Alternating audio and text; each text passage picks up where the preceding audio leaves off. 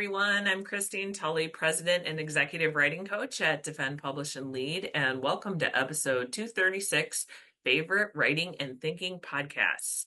For those of you that are audio, I'm actually going to show a couple of slides today of 5 podcasts I'm listening to on thinking and academic writing.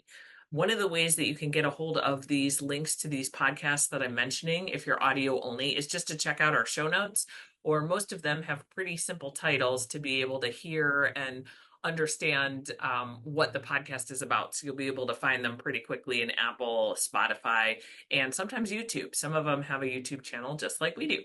So for this episode, there's not really a ranking for any of these. These are just 5 I'm listening to that I think are really cool. So I will talk to you a little bit about why I like them and what I use them for.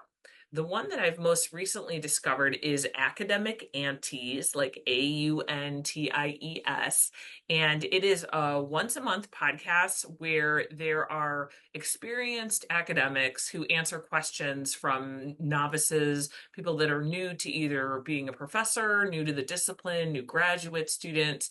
The podcast does talk to traditionally unrepresented populations. Many of the episodes center around issues of that. But I like it because it's basically some general and timely academic advice about a variety of things, including writing. So I mentioned this is about writing and thinking. Not all the episodes are about that. Some of them are about more, say, like political things in the department per se. But many of them are. And they just recently did an episode that I listened to on sabbaticals that was really cool because it kind of talked about the push and pull against why you might be wanting to work all the time on sabbatical and then why that's not feasible. And it talked about writing and a writing schedule and some things like that in that episode as part of it. So Academic Aunties, you can get it. I get it on Apple Podcasts. That's where I listen to it. But they do also have a YouTube channel. They also have Instagram and some other things. So you can check them out. But I like that one just for a once a month podcast. If you're already a regular listener, it's not adding too much to your listening schedule. Another one that I like that I come and go on this podcast, but recently I've been really into it is Deep Questions with Cal Newport. I do read a lot of Cal Newport's work on productivity. Of course, I'm interested in some of that. You've heard some of the episodes if you've been listening with this podcast for a long time. And I come and go. Sometimes the episodes are not totally a great match with academia. Sometimes they are, sometimes they aren't. But recently he's been doing a lot of stuff with slow productivity and talking about, what it really takes to focus in on getting some deep work, some knowledge work completed. And especially in a time where in academia, we're juggling multiple classes, sometimes overload, sometimes extra assessment or service responsibilities. I like the techniques that he talks about how to get to a point where in your brain you can slow down and actually start thinking about research, about trajectory, about a through line in, let's say, a research article or a book. So I'm a big fan of some of the things that he's talking about recently. I admit I've not listened to all of the episodes. They're kind of long and they're kind of detailed. So for me, the way that I dip in and out of deep questions is I try to listen to, choose like one episode every 2 weeks or a month or something like that to listen to. But I do like it. I think it offers something that other people are talking about in kind of a faddish way. And I know sometimes Cal Newport's been accused of, kind of jumping on a bandwagon about productivity, but some of the things that he says right now in these episodes are, I think, really good for applying to academia. So in the show notes, I will put one of my favorite episodes linked on this one because this is a podcast. It has a lot of episodes. It's not hard to find things in there, but if you're looking specifically for some things on writing, I will put a couple links to some favorite episodes in the show notes with this one, and you can check that out. So that was Deep Questions with Cal Newport, easy to find on Apple Podcasts and all the things. It's also on Spotify and some other places. The next one is Don't Wait to Write. I am so sad this podcast is not being produced anymore. It was produced for a while. It has around 80 episodes and it ended in 2023. And, this is one thing, just a little aside about academic podcasts. If you're somebody listening to this and thinking about, maybe starting one yourself, it's tough to do a podcast. I've said, in terms of time commitment and, dedication and things like that, it is very, very tough to put out new episodes every week and sometimes every month. So this podcast has been running for almost 3 years and we have not missed a week. Thank you. Thank you, Robin. So a little shout out to my podcast producer. We've been doing it from the beginning, from the very first episode. And only once did we have to repeat an episode because I completely lost my voice and there was just nothing to be done for it. But it's difficult. So I fully understand why people sometimes will do a podcast for a while and then when it doesn't work out anymore, they just don't do it. However, Don't Wait to Write is a really quality podcast. I really liked it and I love it because the episodes are similar to Defend, Publish, and Lead in the way that they're short. They're less than 15 minutes. And if you're looking on my screen, if you're somebody on YouTube, you can see some of these titles, but there's lots of these 5-minute exercises.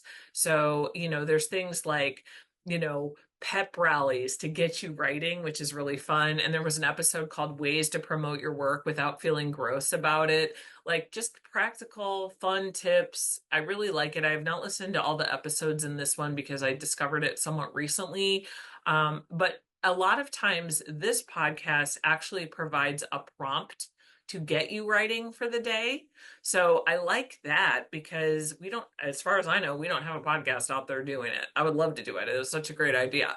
So check this one out. Don't Wait to Write. Possibly if I can, I will hunt down the podcast producers for this one and see if maybe I can get them for an interview because I'm a big fan, even though this podcast has been over for 2 years. So you can still find it in Apple Podcasts. That's how I found it. The next one that I have is the New Books Network podcast. This podcast I've mentioned before. This is the only one I believe that is a repeat for me that I'm mentioning today. I'm not totally positive about that, but I think this is the only one that's a repeat because this podcast puts out episodes that talk with an author about an academic work. Usually it's a scholarly monograph or an edited collection or something like that. And it is a deep discussion of all things about that collection. So it's about the idea, how the project came to be, the author's trajectory to get there, the research project or process, challenges. But most of all, what I like about it is it really has sustained attention to what it takes to produce this kind of writing. So, this is something that we talk about on this podcast all the time. Our episodes are only 15 minutes. We don't look at specific works and how they were made. But on New Books Network, I really like it because it's a variety of authors, all kinds of backgrounds, topics from every discipline. And just for anyone that is producing something new, one of my other favorite podcasts, just a side note, is How I Built This by Guy Raz. I know lots of people listen to that one. And of course, I'm always interested in the business advice because I'm running a business, but it's sort of a similar approach where you get to hear, okay, we have this academic product out in the world. How do we get to this point? And it really shows a complete backstory, which I think is really valuable, especially with so much, kind of rush content. I like, and this is like an hour-long episode. It's long, and so I don't listen to all of them. I try with this one. I try to listen to one episode a month, just because it's an hour and it does take a while. And sometimes I will just leave it in my podcast player, and a whole week of me driving back and forth to work is me listening to this podcast. But in general, I just like the deep attention to how do you actually make something from an idea in your head to a published, finished project, which is what they do. The last one I want to talk about is a podcast that's more about the thinking side of things. It's called This is Research. This podcast is just really innovative, I think, because what it talks about is sort of background things that we think about as researchers, like in terms of what method do we choose? How do we know what theory we might be employing? How do we know if we're making a theory? How do we think about using one method over another method? Or how do we work with methods that overlap with each other? And now maybe you've made a new method. Just all those kinds of I would argue sort of bigger questions about research and writing. I like that they have these honest discussions about some of these really hard things that are difficult to explain. And so, especially for graduate students, if I was a PhD student right now, I would definitely be listening to this particular podcast because it allows new ways to think about doing research and making theory that isn't something that you can learn in a class. for example. Like it doesn't talk about theories, maybe ones that we might think about like a feminist theory or, a certain kind of a methodological approach, like using like grounded theory.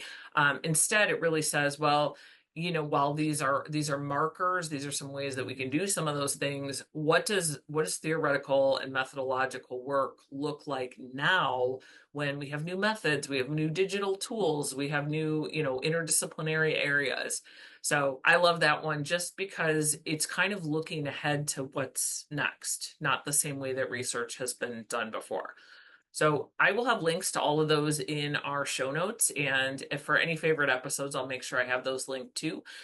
Finally, I want to end the episode with a little shout out to our sponsor, the Textbook and Academic Authors Association. They're our only sponsor and we love them. But I also wanted to point out that I know for me, I'm starting to think about faculty development for next year. And like many universities with budget uncertainties, I have to look for things that are a little bit more cost efficient. So if you're somebody that's interested in looking at this membership, you can actually get a membership for very, very cheap, less than $50. By using a discount code. So if you want to join TAA and you're a first time person, so Textbook and Academic Authors Association, if you use the code, it's all capital TAA 70, like all one word in capital letters, that will get you 70% off of a new membership. And already it was like $100 or less. And then the returning members, you can use a coupon code that's TAADP and then 10. So all smushed together. It's in the show notes. You can check out those discount codes. But as a sponsor, this is one where I'm just kind of looking for things that will give me new information about writing all the time. And so one of the things that I think is helpful in here is that they do have a blog, they have webinars, they have all that kind of content. But to me, it's a nice counterpoint to some of the things that are produced in podcasts. So hopefully this was helpful and happy writing this week.